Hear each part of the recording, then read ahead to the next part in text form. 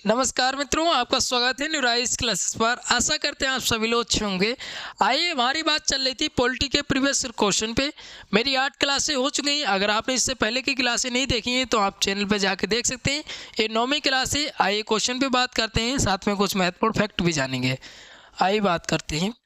तो यहाँ पे क्वेश्चन दिया है, राष्ट्रपति साहित्य, विज्ञान, कला और समाज सेवा में उत्कृष्टता के आधार पर सदस्यों को राज्यसभा सदस्यता के लिए मनोनीत करते हैं और श्रेष्ठ सदस्य निर्वाचित होते हैं। तो यहाँ पे बताना है कि जो राष्ट्रपति मनोनीत करता है राज्यसभा के सदस्यों को, उनकी संख्या कितनी है। तो यहाँ पे बात करते हैं, जब संख्या की बात आती है तो ऑप्शन नंबर वी वाला सही हो जाएगा। 12 सदस्यों को मनोनीत करता है। और राज्यसभा की सीटों की बात करें तो कितनी होती हैं, तो 250 सीटें होती हैं, याद रखिएगा। जिसमें से जो है 12 सदस्यों को मनोनीत करता है राष्ट्रपति, भारत का प्रेसिडेंट। भारत का प्रेसिडेंट कौन है इस समय, तो श्रीमती द्रौपदी मुर्मू है, याद रखिएगा। आगे बात करते हैं अगले प्रश्न की। तो यहाँ पे अगला प्रश्न दिया है, भारतीय संसद का उच्च सदन कौन सा है। तो भारतीय संसद का उच्च सदन की जब बात आती है तो आपको ऑप्शन नंबर वी वाला लगाना चाहिए, राज्यसभा। निम्न सदन की जब बात आएगी तो निम्न सदन कौन सा होता है, तो निम्न सदन होता है लोकसभा। निम्न सदन होता है लोकसभा, याद रखिएगा। अब यहाँ पे महत्वपूर्ण ये चीज़ बन जाती है, आप थोड़ा सा देख लीजिएगा। जो संसद होती है, जो संसद है, इसका उल्लेख 79 में मिलता है अनुच्छेद, याद रखिएगा। अब यहाँ पे पूछ लिया जाए सदन की, तो सदन कितने होते हैं। एक तो लोकसभा होती है जिसको निम्न सदन बोला जाता है, ठीक है, निम्न सदन बोला जाता है। राज्यसभा को जो बोला जाता है उच्च सदन बोला जाता है, ठीक है, उच्च सदन बोला जाता है। अगर वहीं पे बात करते हैं संसद के अंगों की, तो संसद के अंगों की जब बात आती है तो 3 अंग होते हैं। कौन से, तो लोकसभा होती है, राज्यसभा होती है और प्रेसिडेंट होता है। तो ये चीज़ें आपको याद रखनी है, प्रेसिडेंट होता है। आगे बात करते हैं। यहाँ पे अगला प्रश्न दिया, राज्यसभा के पहले सभापति कौन थे। तो यहाँ पे पहले सभापति पूछ ले या पहले उपराष्ट्रपति पूछ ले तो वही होता है, क्योंकि लोग जो राज्यसभा होती है उसके जो सभापति होते हैं वो भारत का उपराष्ट्रपति ही होता है, तो इसलिए महत्वपूर्ण बन जाता है। यहाँ पे जो है सभापति पूछा है। अब आपको अगर याद होगा कि भारत का पहला जो है उपराष्ट्रपति कौन था, तो वही जो होंगे सभापति भी होंगे। तो इसका जो राइट आंसर हो जाएगा वो आंसर नंबर वी वाला हो जाएगा। डॉक्टर सर्वपल्ली राधाकृष्णन जो थे सभापति थे, क्योंकि यही सबसे पहले उपराष्ट्रपति बने थे, सबसे पहले उपराष्ट्रपति, याद रखिएगा। अगर वही बात करते हैं उपसभापति की, तो उपसभापति पहले कौन थे, तो SV कृष्णमूर्ति राव थे, ये जो थे उपसभापति थे, उपसभापति। तो याद रखिए, उपसभापति की बात करें तो पहले कौन थे, पहले उपसभापति तो ये थे SV कृष्णमूर्ति राव थे। अगर सभापति की बात करें डॉक्टर सर्वपल्ली राधाकृष्णन थे, और यही जो थे क्या थे, वाइस प्रेसिडेंट भी थे पहले, तो ये याद रखिएगा। अगर वर्तमान की बात करते हैं तो वर्तमान में कौन है, तो वर्तमान में जो है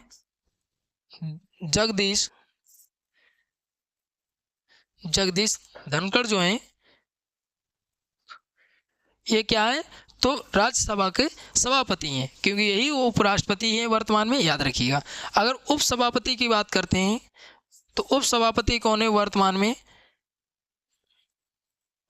तो उपसभापति वर्तमान में जो हैं वो हरिवंश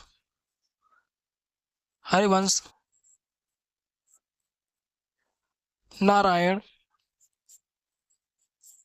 सिंह जी हैं, याद रखिएगा। तो यहाँ पे ये पूछे जा सकते हैं, महत्वपूर्ण बन जाते हैं। उपसभापति पूछ ले या सभापति पूछ ले, मैंने सभी वर्तमान में बात कर ली है, पहले कौन थे ये भी बात कर ली है। आगे क्वेश्चन पे बात करते हैं। अगला प्रश्न दिया है, किसी धन विधेयक के लोकसभा में पारित होने के बाद राज्यसभा उस विधेयक को अधिकतम कितने दिनों के भीतर लोकसभा को लौटा सकती है। तो यहाँ पे बताना है कि कोई विधेयक जो है, जो धन विधेयक लोकसभा से पारित हो जाता है, फिर कहाँ भेजा जाता है, राज्यसभा में, और राज्यसभा को कितना टाइम दिया गया कि वो जो है वापस कर दे, और वापस करके फिर कहाँ वो अनुमोदन के लिए भेजा जाता है, तो प्रेसिडेंट को भेजा जाता है। तो यहाँ पे बताना है कि जब राज्यसभा को भेजा गया है विधेयक, वो विधेयक कितने दिनों के अंदर जो है फिर से जो है लोकसभा में वापस कर दे। तो ये टाइम पीरियड होता है 14 दिन का, 14 दिन का टाइम पीरियड होता है। इसमें जो है वापस कर दे। अगर राज्यसभा वापस नहीं करती है तो क्या होता है, तो राज्यसभा को ये मतलब अधिकार होता है कि लोकसभा को ये अधिकार होता है कि वो स्वतः ही पारित माना जाएगा अगर वो राज्यसभा ने 14 दिन के अंदर वापस नहीं किया है विधेयक को, तो याद रखिएगा वो स्वतः ही पारित माना जाता है। ये भी पॉइंट जो महत्वपूर्ण बन जाता है। अब देखिए कोई भी विधेयक अगर लोकसभा राज्यसभा से पारित हो जाता है तो अनुमोदन के लिए कहाँ जाता है, तो राष्ट्रपति के पास जाता है। राष्ट्रपति अनुमोदन दे देता है तो अधिनियम बन जाता है। तो ये भी पॉइंट याद रखिए, अगर राष्ट्रपति के पास भी रहता है और वो 14 दिन के बाद वापस नहीं करता है तो वो पॉकेट वीटो माना जाता है, याद रखिएगा। आगे बात करते हैं। तो यहाँ पे अगला प्रश्न दिया राज्यसभा के बारे में निम्न में से कौन सा कथन सही है। तो यहाँ पे सही कथन पूछा है, कौन सा कथन सही है राज्यसभा के बारे में। तो यहाँ पे दिया है राज्यसभा को कभी भंग नहीं किया जा सकता है। फिर दिया है राज्यसभा संसद का निम्न सदन, ये तो बिल्कुल गलत है, उच्च सदन होता है, ठीक है। यह लोकसभा की तरह प्रत्यक्ष रूप से निर्वाचित निकाय है, ये भी गलत है। राज्यसभा का कार्यकाल 6 वर्ष का होता है। तो यहाँ पे बताना है सही कथन। तो यहाँ पे बात करते हैं तो ये जो है राज्यसभा कभी भंग नहीं किया जा सकता है, ये ठीक है, राज्यसभा को कभी भंग नहीं किया जा सकता। ऑप्शन नंबर जो होगा इसका ए वाला सही हो जाएगा। आगे बात करते हैं। अगला प्रश्न दिया है राज्यसभा का कोरम पूरा करने के लिए कितने सदस्यों की आवश्यकता होती है। तो देखिए राज्यसभा की जब बात आती है तो राज्यसभा में क्या होता है, कितनी सीटें होती हैं, 250 सीटें होती हैं। अब 250 का 10% निकाल लीजिए, 250 का 10% निकाल लीजिए, ठीक है। 10% जब निकालेंगे तो 25 बचेंगे। तो कितना होता है कोरम पूरा करने के लिए 25। ऑप्शन नंबर जो होगा वो डी वाला सही हो जाएगा, ठीक है। तो इसमें जो होते हैं कोरम पूरा करने के लिए राज्यसभा के 25 जो हैं सदस्य होते हैं, आवश्यकता होती है। आगे बात करते हैं। तो यहाँ पे अगला प्रश्न दिया राज्यसभा में कितने सदस्य होते हैं। तो राज्यसभा में अभी मैंने बात ही की, राज्यसभा में जो होते हैं वो कितने सदस्य होते हैं, 250 सदस्य होते हैं, याद रखिएगा। आगे बात करते हैं।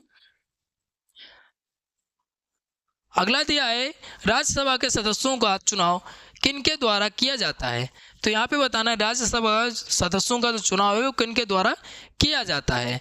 तो यहाँ पे दिया है राज्यों की विधानसभाओं के सदस्यों द्वारा, लोकसभा के सदस्यों द्वारा, भारत की जनता द्वारा, विधान परिषद के सदस्यों द्वारा।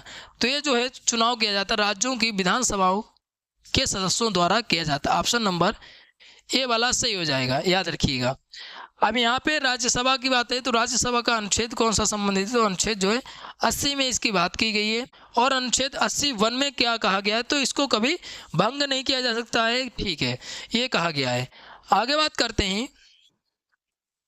यहाँ पे अगला प्रश्न दिया है भारत के वित्त मंत्री द्वारा केंद्रीय बजट में प्रस्तुति किया जाता है।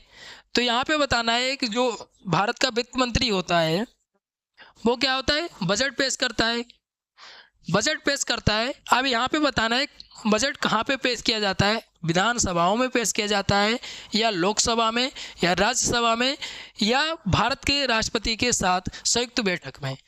तो यहाँ पे बात करते हैं जब, तो ये जो है केंद्रीय बजट जो पेश किया जाता है वो पेश किया जाता है लोकसभा में। अब यहाँ पे करंट का आपको प्रश्न बताते हैं। तो यहाँ पे बात करते हैं ये अभी हाल ही का जो बजट पेश होगा 2025 और 26 का, 2025 और 26 का जो बजट पेश होगा वो कब करेंगी, तो ये जो है 1 फरवरी 2025 को बजट पेश किया जाएगा। किसके द्वारा पेश किया जाएगा, तो ये भी महत्वपूर्ण बन जाता है। तो ये जो पेश किया जाएगा निर्मला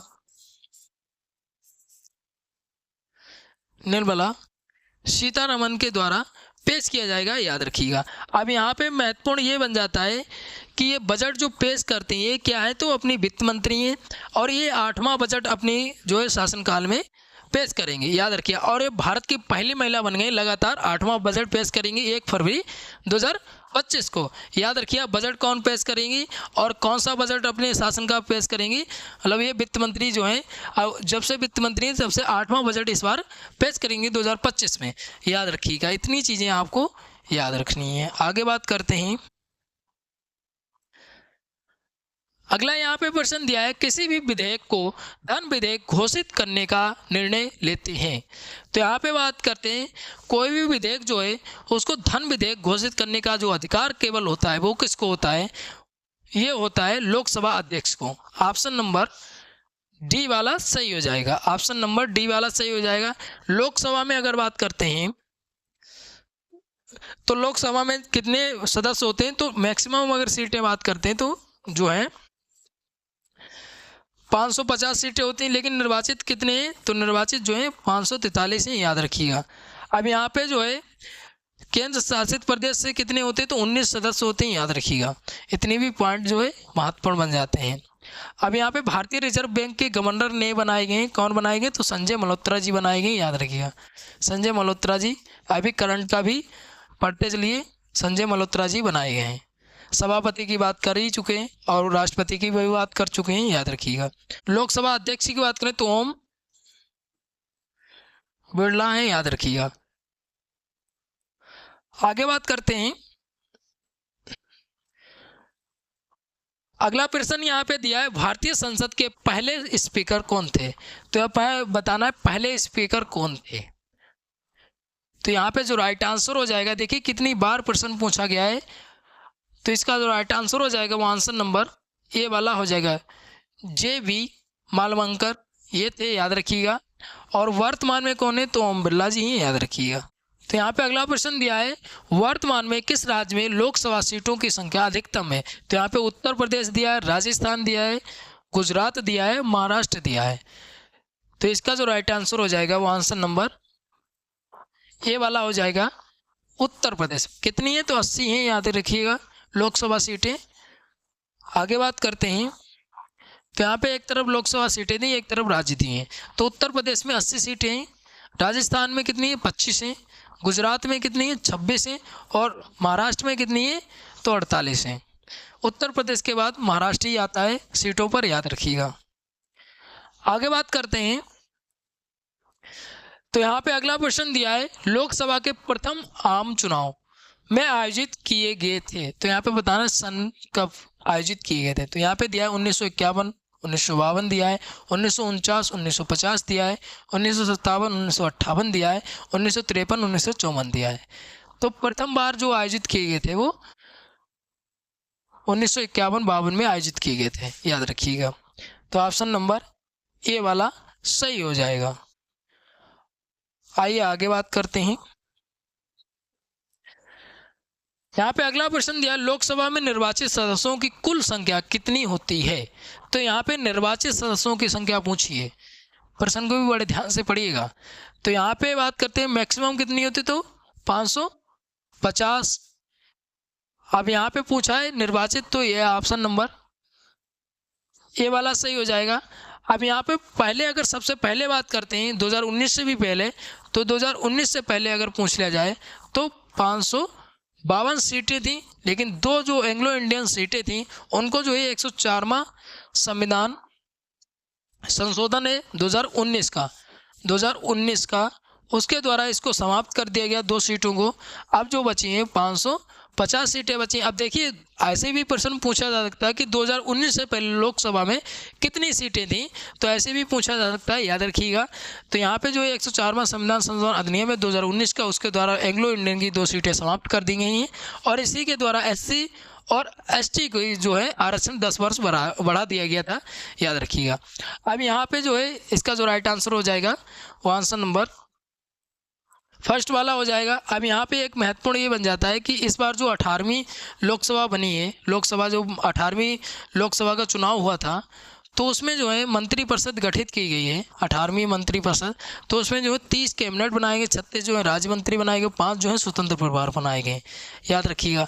और एक जो है प्रधानमंत्री। कुल मिला के 72 लोगों ने शपथ ली है, 72 लोगों ने शपथ ली है। अब शपथ कौन दिलाता है? तो भारत का प्रेसिडेंट दिलाता है, भारत का प्रेसिडेंट शपथ दिलाता है, ये भी याद रखिए, भारत का प्रेसिडेंट शपथ दिलाता है। अब यहाँ पे महत्वपूर्ण बन जाता है कि जो है मंत्रिपरिषद गठित की जाती है, इसका जो है उल्लेख किस में मिलता है? तो अनुच्छेद जो है 74 में जो है राष्ट्रपति द्वारा की जाती है, याद रखिएगा। इतनी चीज़ें आपको याद रखनी है सीटों के बारे में। आगे बात करते हैं, तो यहाँ पे अगला प्रश्न दिया है, लोकसभा अध्यक्ष का चुनाव किसके द्वारा किया जाता है? तो लोकसभा अध्यक्ष का चुनाव किसके द्वारा किया जाता है, ये बताना है। तो यहाँ पे दिया है भारत के राष्ट्रपति के द्वारा, लोकसभा के सभी सदस्यों द्वारा, और जो है लोकसभा में बहुमत वाली पार्टी के सदस्यों द्वारा, संसद के सभी सदस्यों द्वारा। तो यहाँ पे बात करते हैं, तो इसका चुनाव जो किया जाता है लोकसभा के सभी सदस्यों द्वारा किया जाता है। ऑप्शन नंबर वी वाला सही हो जाएगा। लोकसभा के जो सभी सदस्य होते हैं उनके द्वारा इसका चुनाव किया जाता है। आगे बात करते हैं, तो यहाँ पे अगला प्रश्न दिया है, लोकसभा और राज्यसभा की संयुक्त बैठक की अध्यक्षता कौन करता है? तो यहाँ पे संयुक्त बैठक की अध्यक्षता जो करता है वो कौन करता है? तो ये जो है प्रेसिडेंट करता है, भारत के जो राष्ट्रपति होते हैं वो करते हैं। अब यहाँ पे महत्वपूर्ण हो जाता है, इसका उल्लेख कहाँ पे किया गया है? तो अनुच्छेद जो है 108 संबंधित है, इसका आर्टिकल जो है 108 संबंधित है कि आर्टिकल 108 में ये बताया गया है कि जो है लोकसभा राज्यसभा जो संयुक्त बैठक है वो अध्यक्षता कौन करेगा? तो राष्ट्रपति करेगा, ये जो है बताया गया है अनुच्छेद 108 में। और अगर बात करते हैं अनुच्छेद 85 में, तो अनुच्छेद 85 में आहूत करने का ये अधिकार जो है राष्ट्रपति को आहूत करने का, जो है बैठक को आहूत करने का, लोकसभा राज्यसभा और स्थगित करने का भी अधिकार इसी को है, अनुच्छेद 85 के तहत, याद रखिएगा। इतनी चीज़ें आपको याद रखनी है। आगे बात करते हैं, अगला प्रश्न दिया है, लोकसभा की पहली महिला स्पीकर के रूप में किसे नियुक्त किया गया था? तो इनको जो है मीरा कुमार को नियुक्त किया गया था, याद रखिएगा। इनका जो शासन था वो कब था? तो 2009 से 2014 के बीच था, याद रखिएगा। ये पहली महिला स्पीकर थी, इसलिए महत्वपूर्ण हो जाता है, ये काफ़ी बार परीक्षाओं में प्रश्न पूछा गया है। वर्तमान में हम बात कर ही चुके हैं कौन है। आगे बात करते हैं, मंत्रिपरिषद सामूहिक रूप से किसके प्रति उत्तरदायी है? तो यहाँ पे मंत्रिपरिषद जो गठित की जाती है वो कहाँ से? तो लोकसभा से गठित की जाती है, तो ये उत्तरदायी लोकसभा के प्रति होगी, याद रखिएगा। अब यहाँ पे जो है लोकसभा में बात करते हैं, तो लोकसभा का उल्लेख भारतीय संविधान में अनुच्छेद 81 में किया गया है, संसद का उल्लेख 79 में किया गया है अनुच्छेद। और बात करते हैं राज्यसभा का, तो राज्यसभा का 80 अनुच्छेद में किया गया है। और वहीं बात करते हैं उच्चतम न्यायालय का, तो 124 में किया गया है इसका उल्लेख, याद रखिएगा। और उच्चतम न्यायालय के नए अभी न्यायाधीश भी बनाए गए 51 नंबर के। तो कौन 51 नंबर के नए न्यायाधीश बनाए गए हैं? तो इनका जो नाम जो महत्वपूर्ण बन जाता है, संजीव खन्ना जी जो है बनाए गए, तो ये महत्वपूर्ण बन जाता है, याद रखिएगा। 51 नंबर के बने हैं इसलिए और महत्वपूर्ण है। तो इतनी चीज़ें आपको याद रखनी है, इनका उल्लेख कहाँ पे मिलता है और कितनी कितनी सीटें हैं इस पे बात ही कर चुके हैं। 550 इसमें, और राज्यसभा में जो है 250 हैं, याद रखिएगा। आगे बात करते हैं, यहाँ पे अगला प्रश्न है, लोकसभा के सदस्य के रूप में योग्य होने के लिए आवश्यक न्यूनतम आयु। तो आवश्यक न्यूनतम आयु जो है वो 25 वर्ष होती है, याद रखिए, 25 वर्ष होती है। अब यहाँ पे 25 वर्ष आगे जो 18वीं लोकसभा का चुनाव हुआ है, 18वीं लोकसभा का जो चुनाव हुआ उसमें सबसे कम उम्र के जो बने हैं वो कौन में? तो पुष्पेंद्र सरोज जो बने हैं कौशाम्बी से, ये सबसे कम उम्र के सांसद बने, और कहाँ से? सपा से हैं, याद रखिएगा। तो इनका नाम भी पूछा जा सकता है। अगर पूछ रहे हैं राज्यसभा की, तो 30 वर्ष की आयु होनी चाहिए, तभी आप राज्यसभा के जो बन सकते हैं। तो यहाँ पे आयु जो है लोकसभा में 25 वर्ष, राज्यसभा में 30 वर्ष। आगे बात करते हैं, यहाँ पे अगला प्रश्न है, लोकसभा के संदर्भ में सदन के नेता का अर्थ है। तो यहाँ पे देख लेते हैं, ऑप्शन दिए हैं, सत्तारूढ़ दल गठबंधन का कोई भी नामित सदस्य। फिर दूसरा दिया है प्रधानमंत्री या प्रधानमंत्री द्वारा नामित मंत्री, विपक्ष का नेता, भारत के राष्ट्रपति। तो इसका जो है सदन के नेता का अर्थ जो होता है वो जो होता है प्रधानमंत्री या प्रधानमंत्री द्वारा नामित मंत्री। तो ऑप्शन नंबर वी वाला सही हो जाएगा, ऑप्शन नंबर वी वाला सही हो जाएगा। और वर्तमान में प्रधानमंत्री कौन है, तो जो है तो नरेंद्र मोदी जी हैं, याद रखिएगा, पीएम मोदी जी हैं। और एक तीसरे कार्यकाल के जो है पीएम हैं इस बार, तो याद रखिएगा।